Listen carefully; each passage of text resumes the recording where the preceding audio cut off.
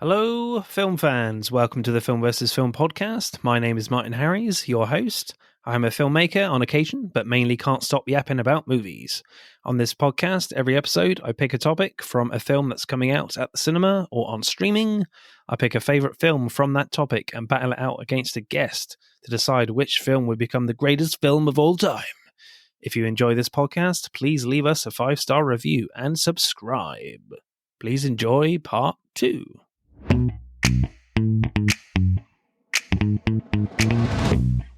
Hello guys, welcome back to part 2 of the podcast, where we are going back to one of our Legends episodes, and we are talking Julia Roberts, the massive movie star that is Julia Roberts.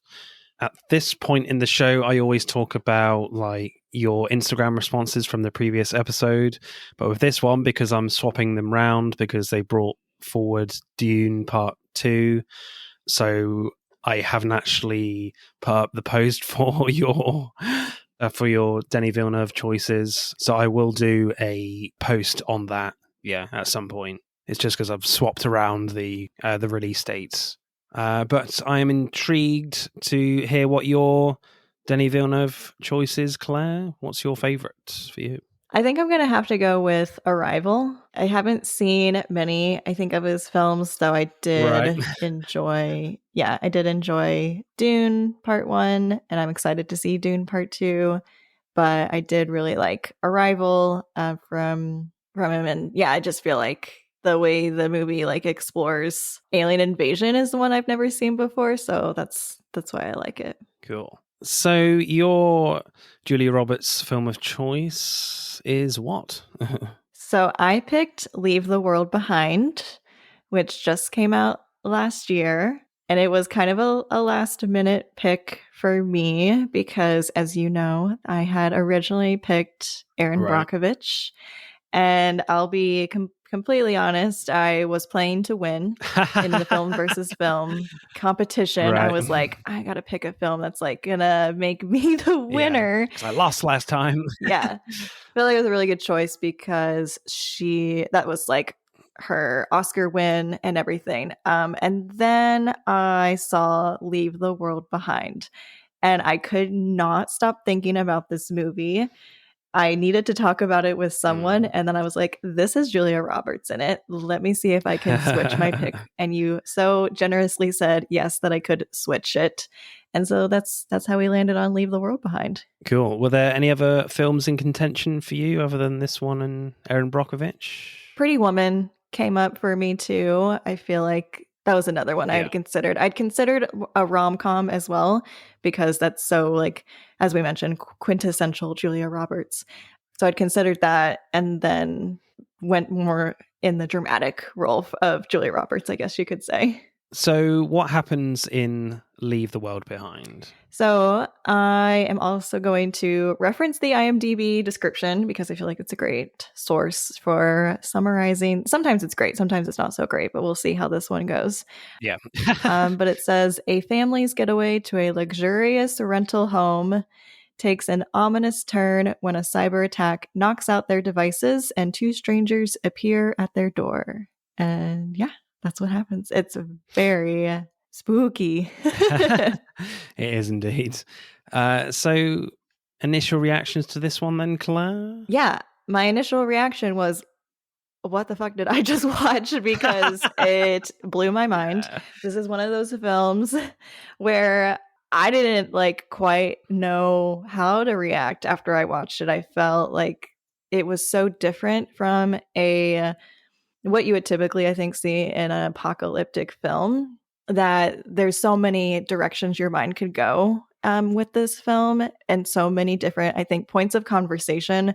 That's the thing about this movie for me anyway, was that the more I thought about it, the more I remembered things, and the more I was like, oh, what about this aspect? What about that aspect? What does that mean? What does this mean?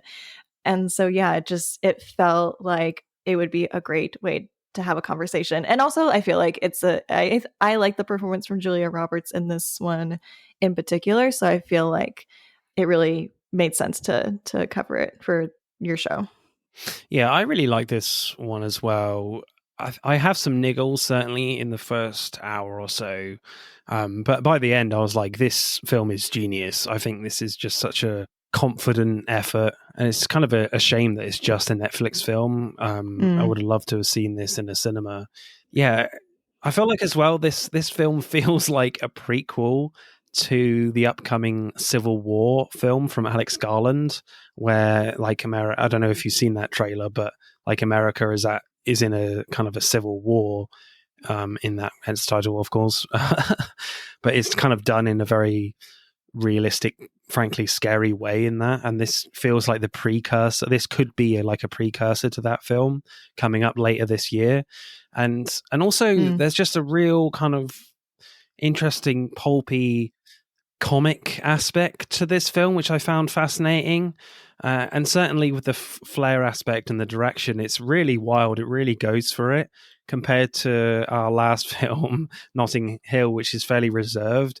I mean, the camera is going all over the shop with this one. Yes. Yeah, sometimes it's a bit much, but sometimes it's kind of genius. I think sometimes, like dialogue wise, it's a bit clunky, certainly in the beginning. But in the end, I was like, I really like this a lot. Yeah. But with niggles. Yeah. So directing then, I love the opening scene of this, where it starts off like a very normal scene where Julia Roberts is packing for a trip with her partner, played by Ethan Hawke. And of course, he's just waking up wondering why she's packed to rent this house on the beach for them to stay at. Then we have this kind of zoom in shot that happens that goes right in on Julia Roberts' face, and it's such a jarring choice in a good way, because you never see zoom in shots in films like ever. They pretty much discourage them, I think, in film school, or they did for me. And there's this kind of chimey music that gives off this sort of like 60s sci-fi vibe of films and TV shows that my dad made me watch as a kid, which I loved. Certainly at times when I was watching those shows back in the day, I was pretending to like them, but I appreciate them a lot more now. But when Julia Roberts says, "I fucking hate people," you're like, whoa. Then boom, this snappy like hip hop title sequence happens. And I thought that was just super effective. Loved the opening scene here. I think that kind of like pulpy tone doesn't exactly, in the title sequence, doesn't exactly show its colors through most of this film, but certainly towards the end you see it, I think. Yeah, absolutely. I think as soon as Julia Roberts turns to the camera and it's so zoomed in on her face and she goes, "I had another realization.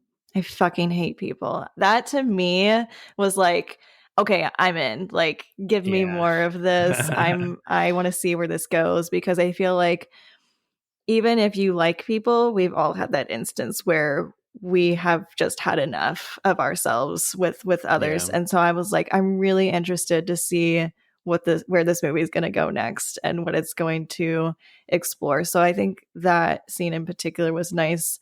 I think the movie in general just does a great job with camera work. I know it's not for everyone, but the way that he'll like tilt the camera, sometimes we are getting spun around a whole room in like a 180-degree style. Sometimes it's a bird's eye view of everyone. Sometimes it goes up and down and all around. It just to me, and not in a way that's like shaky camera like found footage style, but just very artistically done. And I feel like that does a good job of like making the viewer feel very on edge, and that's how you're supposed to feel in this situation. Yeah, there's definitely like great flowing cameras throughout here, and I mean, it's like constantly on the move, it feels like, to the point where sometimes it feels precise that I'm like, is there even a cameraman operating the camera? Is like a computer operating this? Has someone just kind of like typed in a load of coordinates and then just pressed go? You know, I don't know if like films do that these days, I don't know, but there are just so many scenes where the camera just loves a twirl. Like sometimes it's sort of like dancing with Julia Roberts, especially when she's in the house for the first time, like really beautiful stuff. But sometimes it's a bit much and unnecessarily, especially towards the end, where like Amanda and Ruth are in this shed, and the camera kind of like spins around and like squeezes through a hole in a window just to show like one deer running past it. That was it. So I was like, is this really necessary? Yeah. Could we just had a simple cut to outside? I don't know. But yeah, it was just really interesting choices here with how many times the camera is literally flying around. Mm-hmm.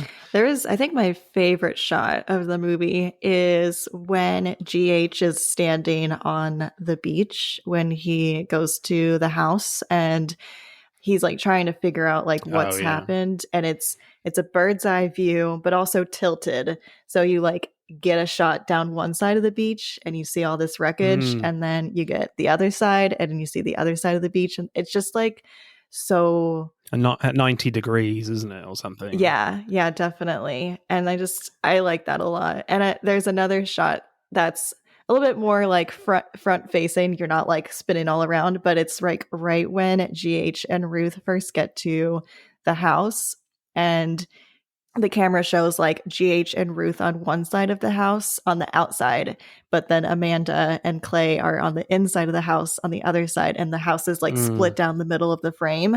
And I just feel like that also does a great job of like symbolizing the division between people. I don't know.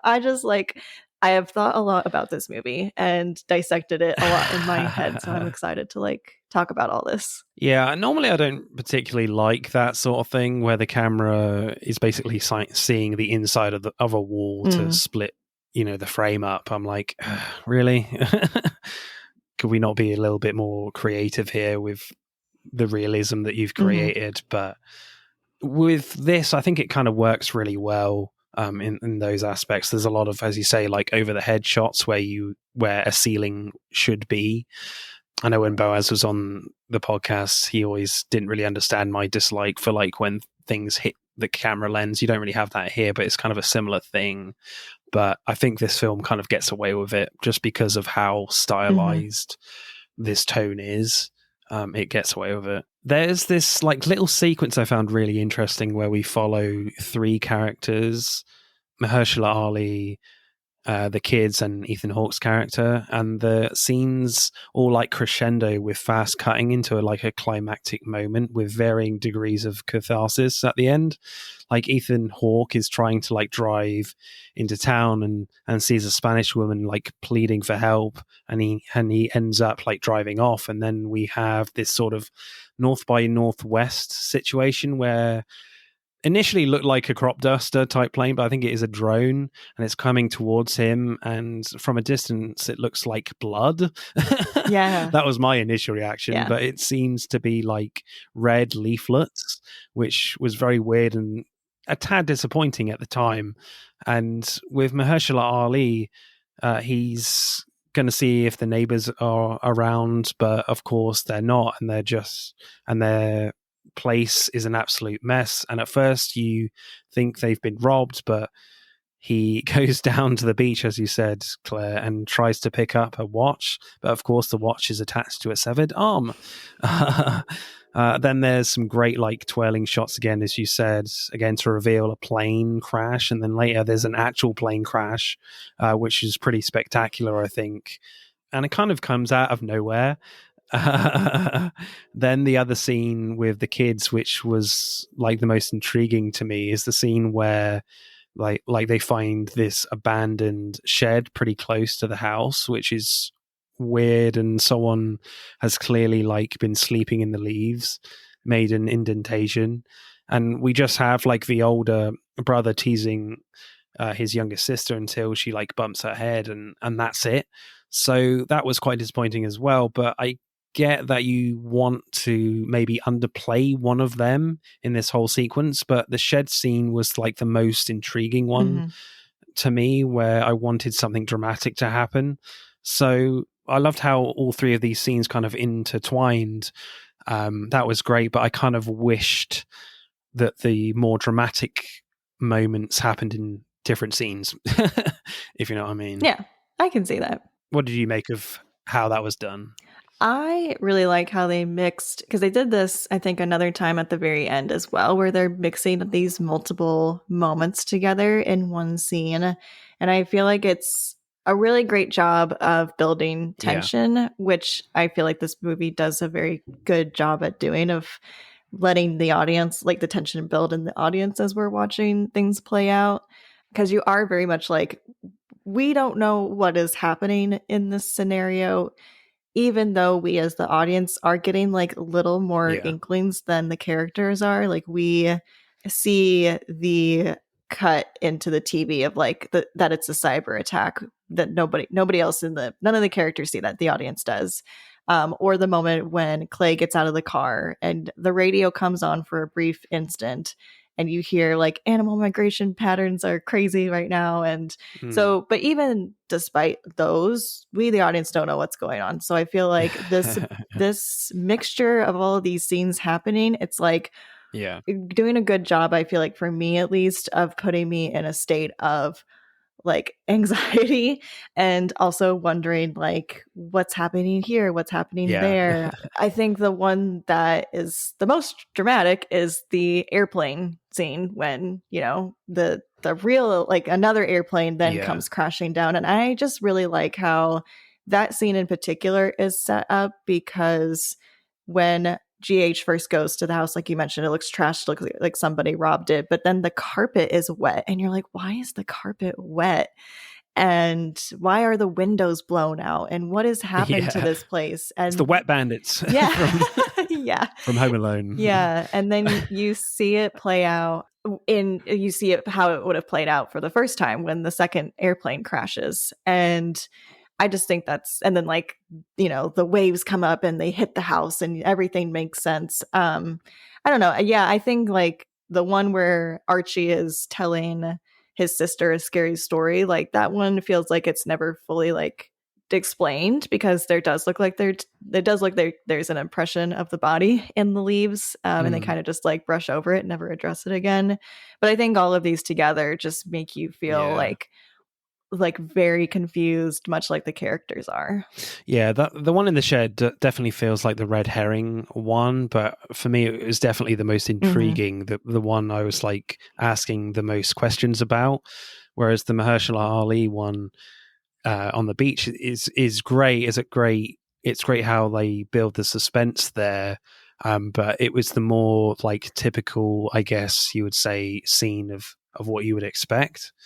And I feel like with the Ethan Hawke one, they just kind of cut it off at a point. So because he goes missing a little bit after that. Like that scene is just left on him in a kind of a fairly tight shot of him driving as fast as he can with all these red leaflets going, and then we don't see him for like it feels like a good while. So we don't particularly get much of a conclusion from that. But I guess for that scene, it's building a lot of mystery and the intrigue for that particular character of what he's experienced. Yeah, but the only other thing I really liked about this kind of like triple scene that's smashed together is that when it finishes with the plane crash, we get like a cheers, like glass, tink with Julia Roberts and the daughter, I think. So that was kind of great. Like you have this terrible plane crash and then like a really nice middle class moment of people enjoying a nice drink. Yeah. But also like the neighbors were only 2 miles away. So I'm like, how did they not hear the plane crash?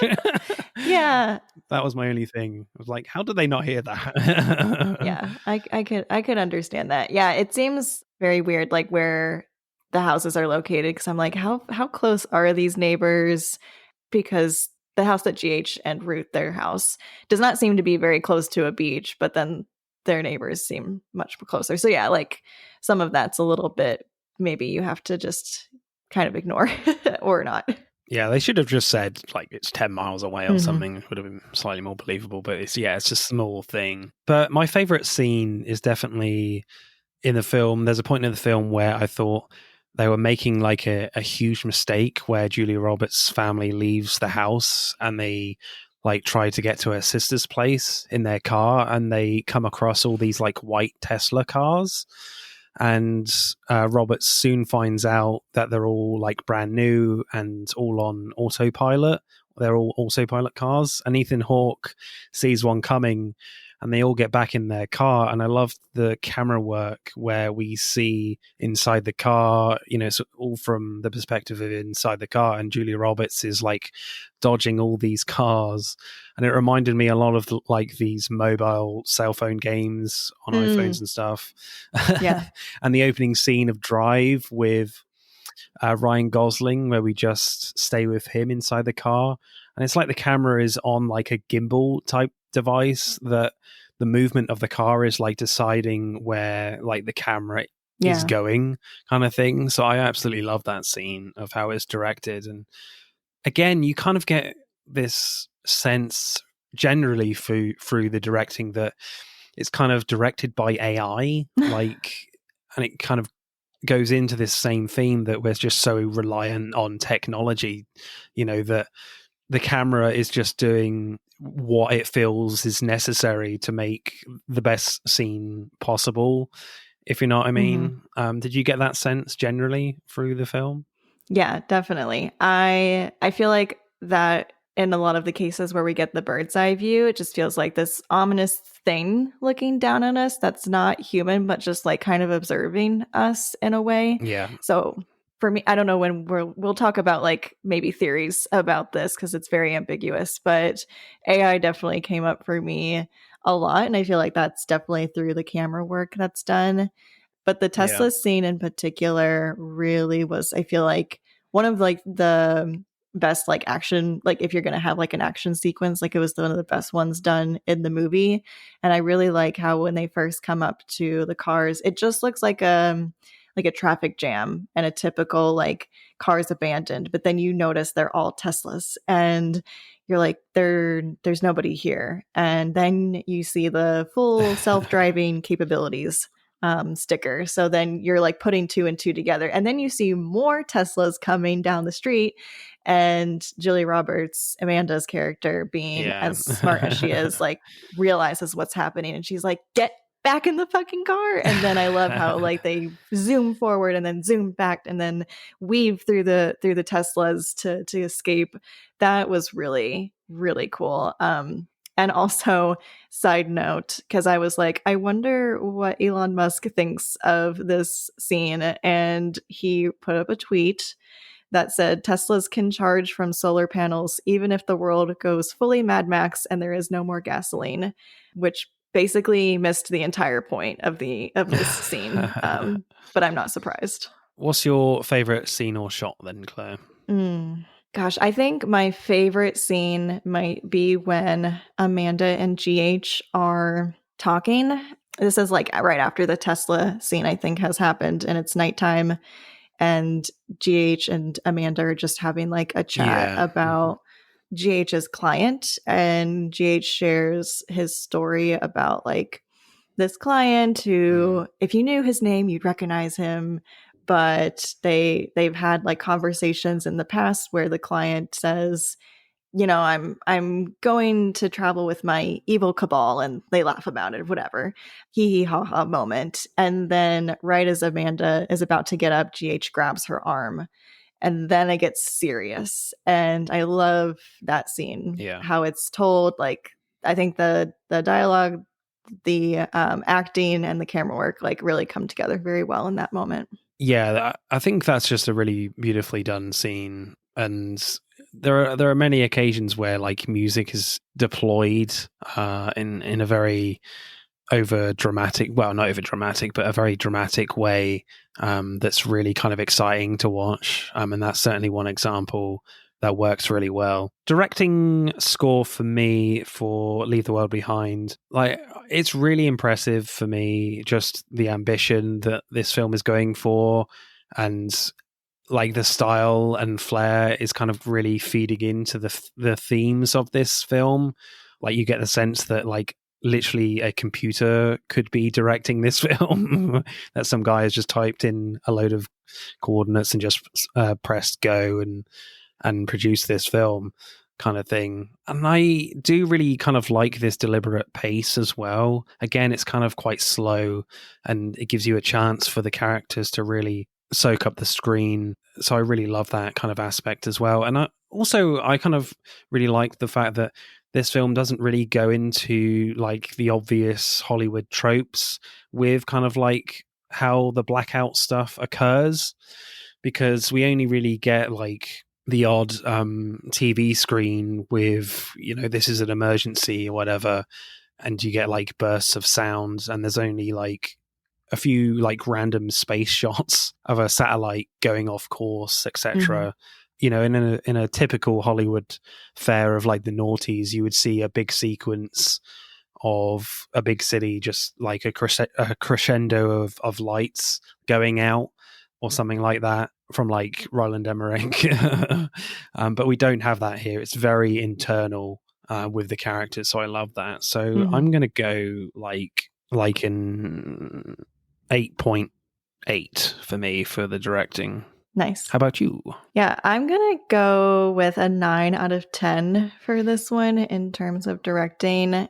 I feel like this movie is you could see it as a slow burn. I think it is in many ways. It's much more like character driven than it is on like what you would maybe think of as your typical action packed apocalypse movie. But for me, I feel like this is so much more real. Obviously, we've not like been in an apocalypse, but COVID happened. And so I feel like there's so many moments where there is a bit of a realness to this in how people would react, how people would learn about what's happening. And at the end of the day, also not knowing what is going on because we are so attached to technology as a way to communicate that if we lose that, then we have no idea what's really happening on the outside. So yeah, I like that. I like the camera choices in this movie as well as like even like little things. I don't know if you caught on to this, but the paintings in the house also change as the story unfolds. Like the painting in the living room at first is like pretty like normal. It kind of looks like a heart, like normal heartbeat, and then changes to like dots, like stuff everywhere, and it's so chaotic. And the painting in the master bedroom is like these waves, and like each scene or as the story progresses, the waves get bigger and bigger and bigger. And I just like those things are like, so they're never like pointed out. You just have to kind of catch them or find out like later after the fact. So I think those are just really like cool artistic choices that made the movie very compelling for me. Yeah, I never really noticed that, to be honest. So that's a great spot there. Yeah, I don't know. I mean, it could be just, one character is just trying to fuck with the other ones. I don't know. You could see it as that. Yeah. Like Ruth just really hates this family. So she's just trying to do something like that to freak them out or something subconsciously. Yeah, I can see that. But yeah, that's a great spot. So screenplay then. The film very much focuses on the character dynamics, which I loved, in the backdrop of this blackout. And we're not really told what had caused this. Like Ethan Hawke is very easygoing and is like, let's just keep calm. There must be a reasonable explanation for all this. Julia Roberts is kind of in a similar mode, but is more scared and trying to hide her fear, and is extremely untrusting of Mahershala Ali's character, G.H. Scott, even though he owns the house that they're renting. And then you have their incredibly irritating daughter, Ruth Scott. The less said about her, the better, frankly. And then you have Mahershala Ali, who seems to be like the calmest cat out there, but there are a few occasions where things don't add up with him that Julia Roberts' character notices, where he somehow forgets his coat, which had his ID in it. So the film is asking a lot of questions about this character, subtle ones, and about the situation they're in. But then all of a sudden, Julia Roberts asks Mahershala Ali about these news alerts on her phone that just popped up and then disappeared. And then this really dramatic camera move happens on Mahershala Ali with this really dramatic music playing. It's like the film has all of a sudden ditched the intrigue about these characters and just held up a sign saying Mahershala Ali is dodgy as fuck, or at least he knows something at this point. But then as you go through the film, he just has an idea of what's happening, but doesn't fully know, even right up until the end. I think there's an argument there. But in this moment, I felt like it was a misjudged moment in making him look like a villain. So it was just slightly too overdramatic for me, especially with the fact that he's pretty much in the same boat as everyone else, but he just has a little bit more information than everyone else. So I don't know whether it was just going for another like red herring type situation with that moment. But yeah, I felt kind of frustrated moving on, watching the film, that actually he's in the same boat with the other characters. Yeah, I mean, I definitely can see that criticism, and I think like the way that the movie unfolds, it makes us feel like we're not meant to trust GH and Ruth at the very beginning. But then again, I feel like that's also the movie's whole like commentary on like what we as individuals are going to do in apocalyptic setting. And you see those kind of themes unfold in a typical apocalyptic movie where there's distrust, there's cynicism, you can't trust your fellow stranger. There's also like an added element of racial tension that's also happening with these characters because Ruth and GH are black and Amanda and Clayton are white. I think they're meant to be potentially like white liberal. So there's also like many undertones happening that kind of like could get jumbled, I think, in some moments, maybe not fully fleshed out. But I also believe that at the end of the day, the movie's just trying to have this commentary on us as human beings, how we treat each other. And at the end of the day, like, what do we need in order to survive an apocalypse? And we do need people. We need to have that trust and to have that sense of community, which we're not getting in these beginning scenes. So yeah, I think there were moments where I didn't necessarily find GH untrustworthy, but he knew more than he was letting on. So I was waiting for those moments, which he does eventually share. But the same criticism could also be given to like Amanda and oh my god, I'm blanking on his name at this moment, Clay, where they don't share that the oil tanker grounded and onto the beach that day. So I feel like at least we got to understand GH a little bit more further into the movie. Yeah, I think with the oil tanker thing, I think that was, I didn't mind particularly from their perspective that they hid that, because it was kind of just a really weird event, but that didn't indirectly affect their whole situation, I don't think. But it's just interesting with that scene, that with this dramatic music that literally pointing the finger at Mahershala Ali. And I feel like maybe what the film is trying to do is, as you're kind of saying, that there is this undertone of racism here, and the film is trying to challenge the audience, like, yeah, are you gonna like really not trust the black character right now? Like, we're pointing at him. Are you gonna feed into your like casual racism that which quite possibly could be there? Yeah. So I think that could be something I may have misread and been quite clever, really, in that aspect of the film is kind of like feeding into some people's inherent racism in pointing at Mahershala Ali in this moment. So it's a very challenging piece of direction and writing, I think. I was just going to say, I think that if a stranger appears at your door, and as a woman, like that's already unsettling enough. Yeah. And so there's like an aspect of Amanda's reaction where I could understand, but then there's also part of it that's totally like out of left field and not fair on GH and Ruth, because Amanda makes a comment about how she doesn't believe it could be their house, and she's like, I bet it's like the repairman and the housekeeper, and that feels very, very wrong and very like racist. And so like And then like later Amanda, I think, makes a comment too about Ruth's hair for about not getting into the pool. Is this whole thing. So yeah, there's the context of them being strangers, but then there's also the context of these two groups of people being a different race and just having to figure out that dynamic of interacting together that I think is interesting, an interesting like point of conversation in the movie. And also just with the fact that with how this situation plays out, with the fact that this white family is renting a fairly rich black family's house, and Mahershala Ali and Ruth are literally staying in the basement in their own building, even though the white family is like paying for it. Well, they're apparently going to get like 50% of the refund.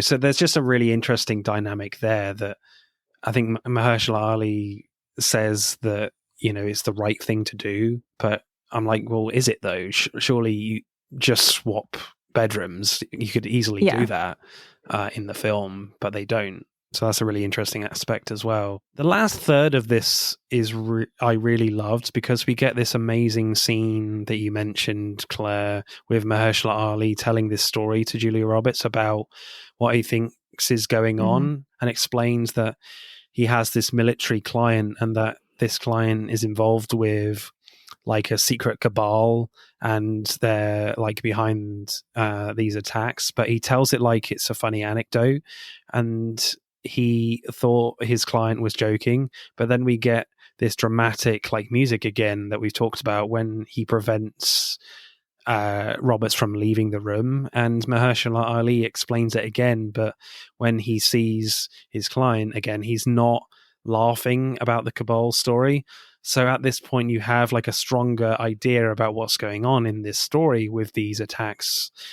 Some of the questions have been answered at this point, but so I was like, okay, where do we go from here when we've had some of the answers to our questions answered?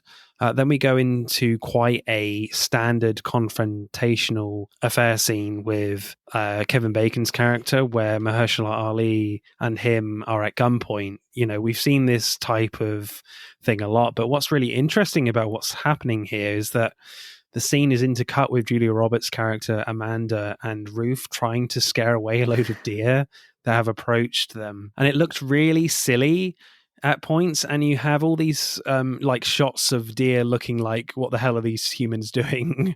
We eat grass, we don't eat you. And they just run off, and it's quite brilliantly judged for me, where at first it looks quite scary and quite dramatic, but develops to make them look quite stupid with them like flailing about their arms. They look quite silly. So, and what's great too is that when we cut back to Mahershala Ali and Kevin Bacon, they've resolved their situation off screen in quite a funny way, because Bacon just wanted cash. That was it, really. Then you have Mahershala Ali basically saying, this is the cheapest way to take down a country on a budget. Spread enough confusion, the people will destroy themselves in the civil war. The film just highlights how reliant we have become as a society on the internet and technology, and how useless and vulnerable we have become. So I just love how this slight, like, pulpy comic tone and flair highlights this as well, just enough to make it work in the subtlest of ways possible. Plus, the film ultimately is an advert to why physical media is important. Oh, so important. So that might be the biggest like point of commentary about this movie, is that the need for physical media is so important. That's why I'll never get rid of my DVDs, because God forbid we're ever in an apocalypse, I can watch the finale to Friends if I absolutely must. But yeah, the confrontation scene at the end, I agree. I really like how it unfolds. As like silly as it might be in some instances, I think at the whole like message that it's trying to share is brilliant, because the conversation that it's trying to have is, are we going to desert people in crises? And you're seeing how GH and Clay are trying to appeal to Danny's better half and kind of say like, let's work together, like we're willing to like barter with you. I really thought something awful was going to happen, that someone was going to get shot and die in that moment, because I didn't see Mm, how it was going to end. And then to also have that scene happening while Ruth is surrounded mm, by the deer, and Amanda's gone off at that point. But the important thing is yeah. that Amanda comes back to help Ruth scare off the deer so she doesn't desert her. And so, yeah, we're having these like moments of like questioning if it's going to Mm, happen. But this group thankfully did not desert each other in both scenarios. But that's not to say that the rest of the world is not going to have that same reaction, no. which feeds in so well to GH's speech about that 3-part program, that it's Mm, like first you isolate people and you get like the flashbacks of everything that's yeah. happened. So isolation that happened in the movie, synchronized chaos with the ringing sound that's happening that no one knows what it is.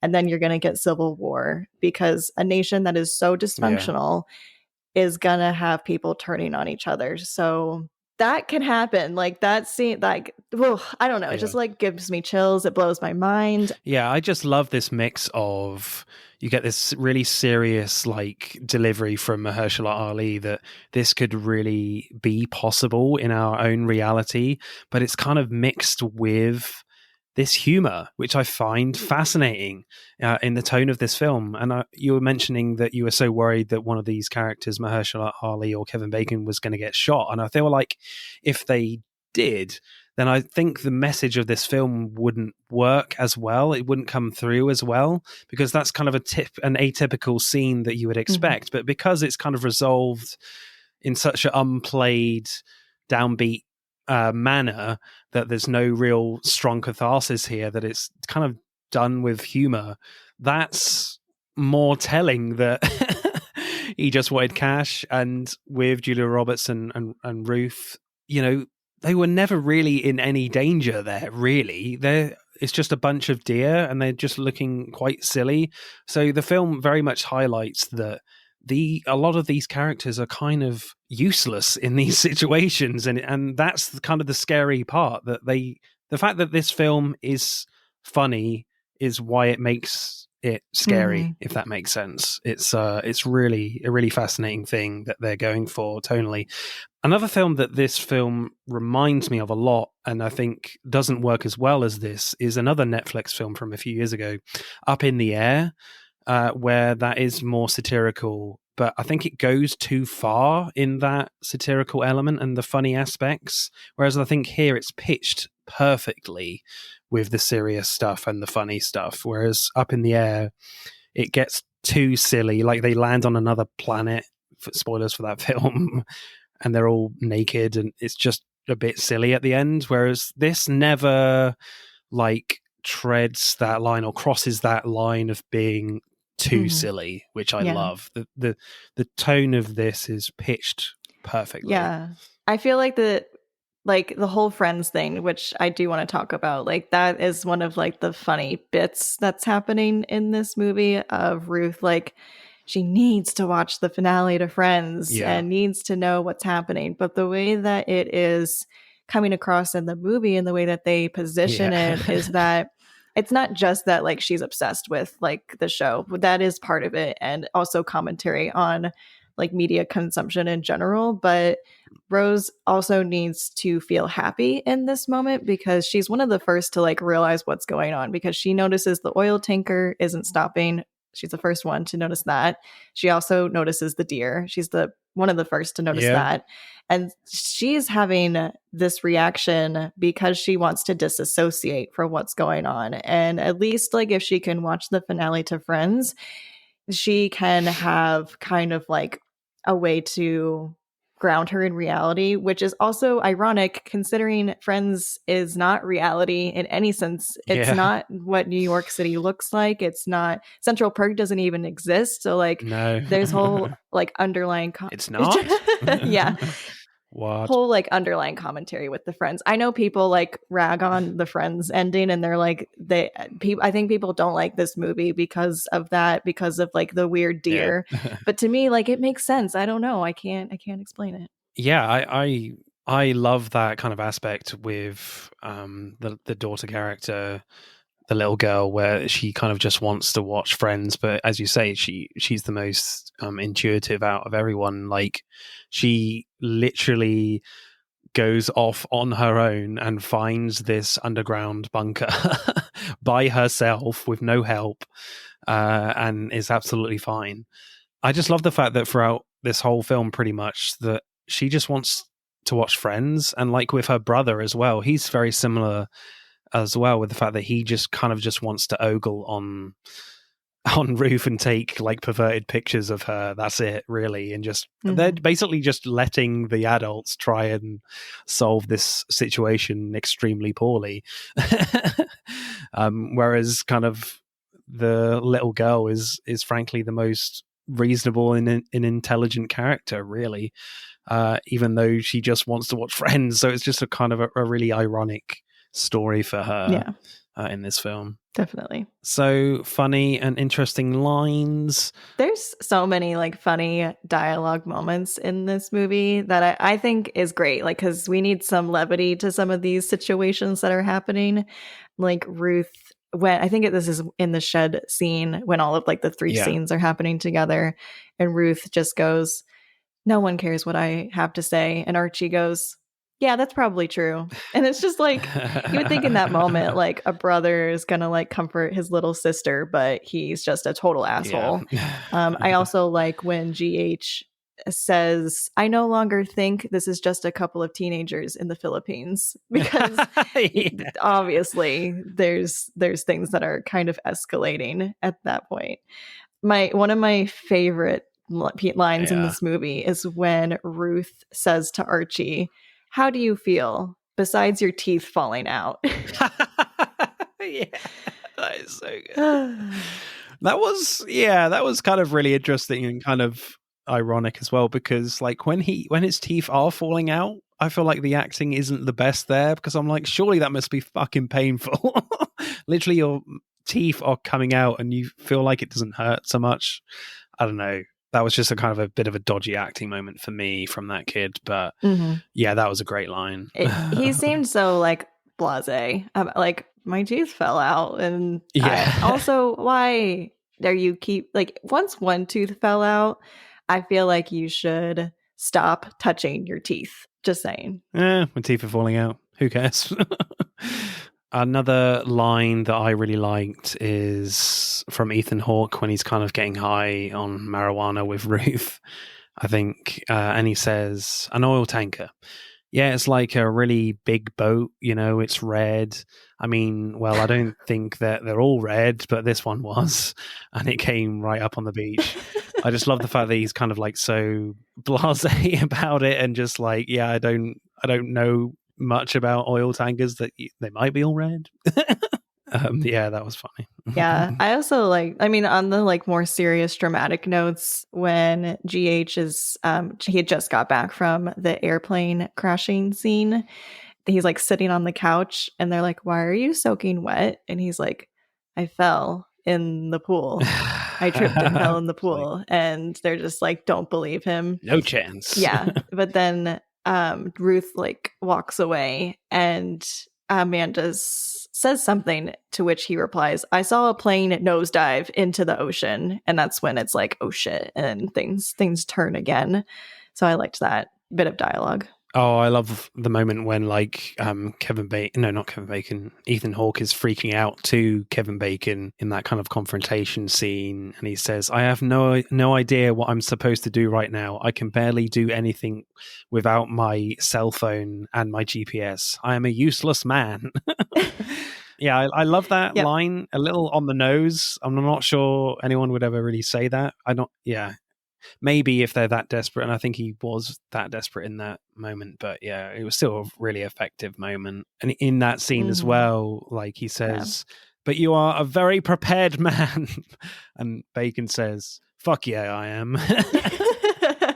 Which is great. Yeah, I love that too. And I feel like that was a good way, like for that moment when Clay's doing that. Like, he is being kind of smart, and he's playing into Danny's his name. He's playing into Danny's ego a little bit to try to get the medicine. Yeah. But I think my favorite one is kind of a very simple one. When these flamingos fly into the pool and they simply say, "Those are flamingos. Those are flamingos.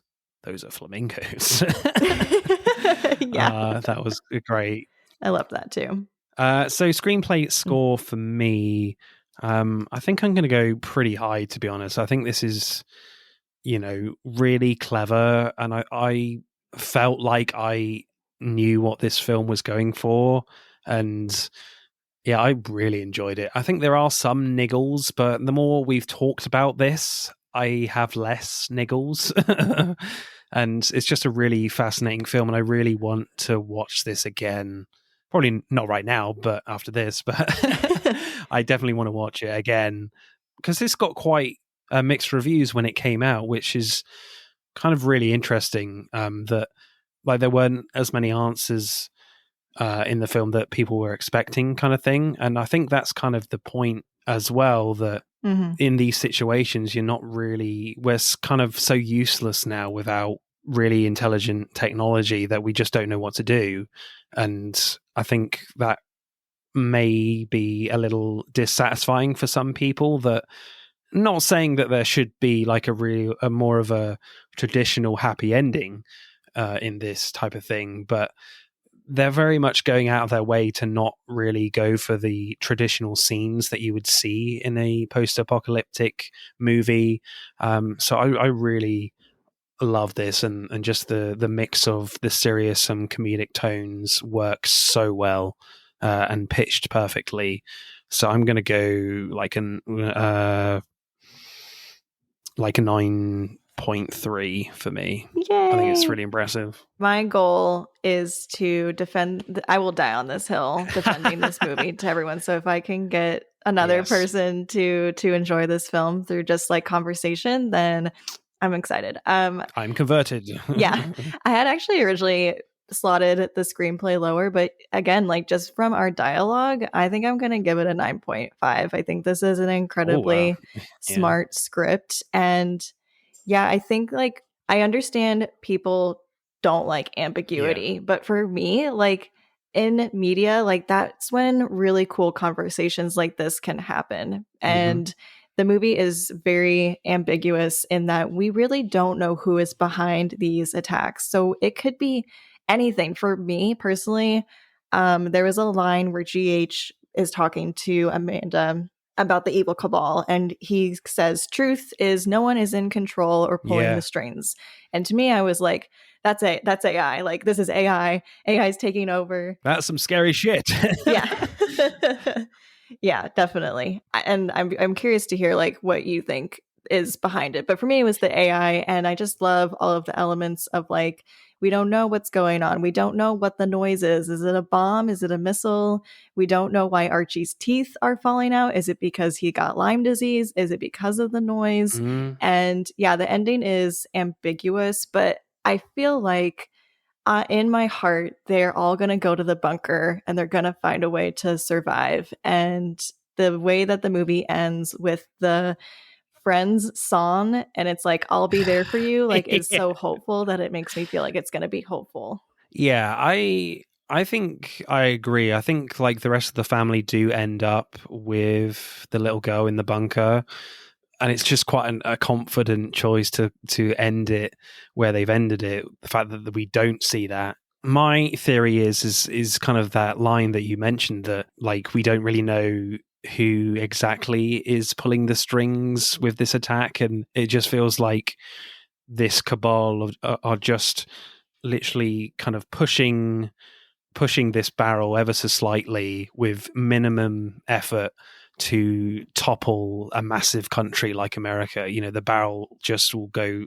steaming down the ramp with little effort, and just the barrel is America, and just kind of going into the water and destroying itself, if that makes sense.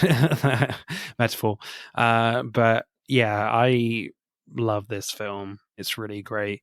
And it's, with your ambiguity point, there are a lot of people out there, I think, film watchers, that really do get frustrated with not getting the answers that they want from the questions the film is asking, and I totally get that.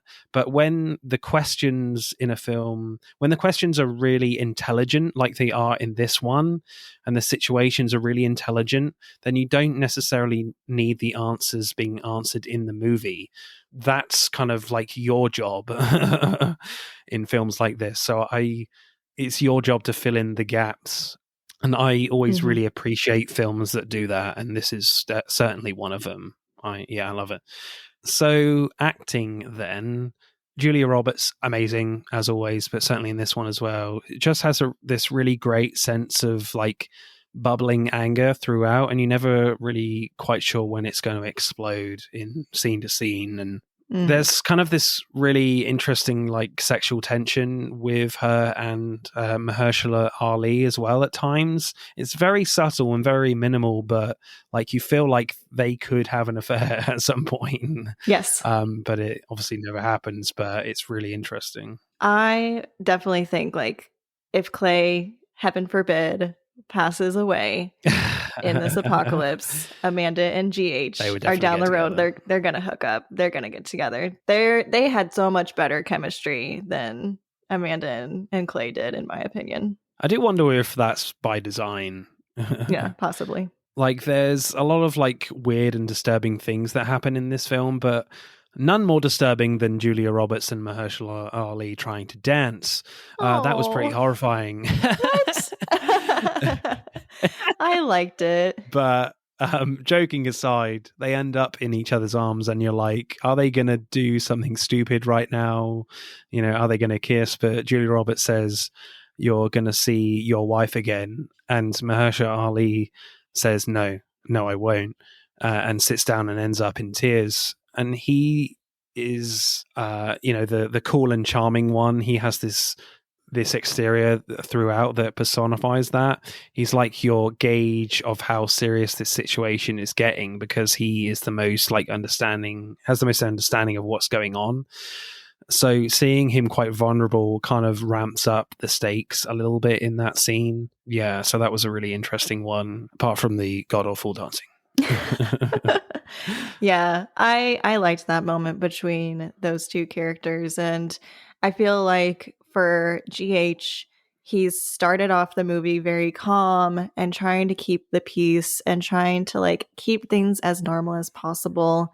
And he's like, Ruth, I think, is the first one to say it in the open of like, I feel like mom's not here anymore. And GH is like, don't say that. Don't go there. Like he's trying to be optimistic, but then even he feels like that she's gone too, that he's lost his wife, which is so like upsetting for him. In the fact that he doesn't really know there's no way to know. He just has a feeling about it. And I also liked Mahershala Ali's performance at the very end, where he finally does lose it in front of Danny, where he's like, I have promised this woman that I am going to help her son, and I am trying to do my best. And he just is like absolutely lost it. And, I feel like that's a really great character arc for him, where he's gone first trying to make sure everything's okay. But then by the end, he's the one who has just become so dejected and distrustful too. Absolutely. I think Ethan Hawke is great as this kind of like pathetic husband, like certainly in moments at least. Like the moment when he drives off from the Spanish woman is great, because he just doesn't know what to do with himself in that situation and ends up like just losing patience and driving off. And you just can see just the shame on his face as he's driving off. It's quite extraordinary in that moment. And at one point, he literally says, I'm a useless man at one point, and he kind of is, like with a lot of the characters. And he's just kind of a great contrast to the kids, as we've kind of spoken about, that they just want to, connect to her iPad to watch the rest of Friends. And the brother just wants to be a horny teenager, frankly. And you have the adults just scrambling around trying to help their family, and they're really struggling. And Ethan Hawke is certainly the one that's struggling the most. Yeah. I think Ethan Hawke like does a really good job of playing the gullible good guy in this role. I think Amanda calls him like nonplussed at some point, and he does do a really good job of not knowing what the fuck to do. But then he's like, I'm a man, so I feel like I should know what to do. And he's like, I'm going to take, like when GH and Ruth first get there, when Amanda and Clay have kind of gone off to like discuss the situation, Clay's like, don't worry, I'm going to take care of this. And if I get a bad vibe, I'm going to put my foot down. And then he immediately like folds over because I don't think he likes confrontation in any slight form or function, which is very evident in the scene where he encounters the Spanish woman, which also like incredible performance from her because God, like I felt so bad for her. But the way that Clay drives off and he he is literally shut down. Like he is emotionless. He's just like trying to drive and forget that any of this ever happened. I feel like that really made me appreciate Ethan Hawke's performance. Yeah, absolutely. Favorite performance for you? Who are you going for? I really love Julia Roberts in this. I feel like I love Mahershala Ali and Julia Roberts both. Like they're probably pretty neck and neck for me. I just think that the way that Julia Roberts plays Amanda in the beginning as like very frazzled and like annoyed at what's happening and scared too. But also she's being very annoying in some instances where it's like nobody knows what's going on. Like, just can we all just try to calm down? And the way that she kind of unravels as things get chaotic, but then also like connects with GH, and you can see like there is this like softer, more emotional side to her, I think is great. And then I really like the speech that she gives to Ruth in the shed, which I feel like again goes back to the whole conversation about mistrust and things that we do. I just love how Julia Roberts portrays that on screen of like, this is why I'm angry all the time, is because we, even without an apocalypse, are always trying to screw each other over. But because we drink out of plastic straws and we eat free range chicken, we think that we're all fine and dandy. And that to me resonated very well. So yeah, I definitely liked her, I think, the most in this movie. Yeah, I think Julia Roberts is fabulous as well. Like she basically says it how it is, and you get her character right from that opening scene where she says, I fucking hate people, and the character never really strays away from that idea in her performance. Is really great. I think I'm going to go with Mahershala Ali. I think he's just this essence of cool and suave, and even if you don't really know this situation, or if you just in a random bad situation and he's there, like he would be the one you would want to trust just because of his presence that he gives off in any situation. And it's just really interesting watching him, kind of like in Notting Hill, but just in a very different way, of just seeing these kind of layers peel away of his own veil of he does know a little bit about what's going on. So it's just really interesting watching him, seeing all these little ticks in his performance about like how much does he actually know about this situation, watching him throughout the film. So I'm going to go with Mahershala Ali. Acting score for me, I think it is like really impressive still. Oh, this is tough, to be honest. I don't think it's as good as the writing. But it's still pretty damn good, to be honest. I might go like an 8.9. Yeah. I just feel with the fact that I just don't think it's as good as the writing, but maybe slightly edges the directing. Oh man, now I'm like, I'm also in like a similar, what do I want to get this? I think your movie's one, so it's fine. Yeah. Okay, I'm going to give it a 9.1. Excellent. I think that Julia Roberts and Mahershala Ali are like such powerhouses in this movie that, yes, the dialogue is so good, but it's also their performances that make the dialogue good. So I feel like they go hand in hand so well. I think like, and even like Ethan Hawke like is very good. Even Kevin Bacon, who was only in the movie for like the last, honestly, like 10 minutes of the film, but he is also great because he plays calm at the beginning, but then like he's that crazy guy who will like go off and like prepare for the apocalypse. I think like if anyone I didn't care for as much as might have been Archie, and we've kind of talked about that with the way that he portrayed losing his teeth, which just seemed so like blasé about what was happening.